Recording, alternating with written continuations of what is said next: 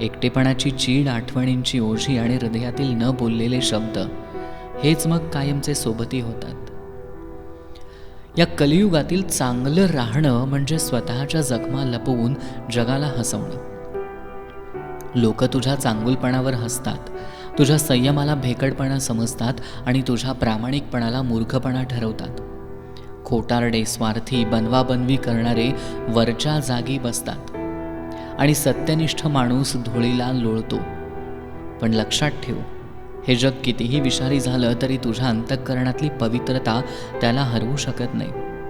तात्पुरता फायदा वाईटाला मिळतो, पण शेवटी काळ हा सर्वात मोठा न्यायाधीश असतो. जो सत्यानं जगतो त्याला शेवटी पराभूत करता येत नाही, कारण त्याचा आत्मा कधीच तुटत नाही. म्हणून लोकांच्या खोट्या टाळ्यांवर आणि बनावट गौरवांवर विसंबू नकोस. जग तुला तोडेल, वापरेल, फसवेल, पण तरीही चांगलं राहा, कारण हाच तुझा खरा बळ आहे.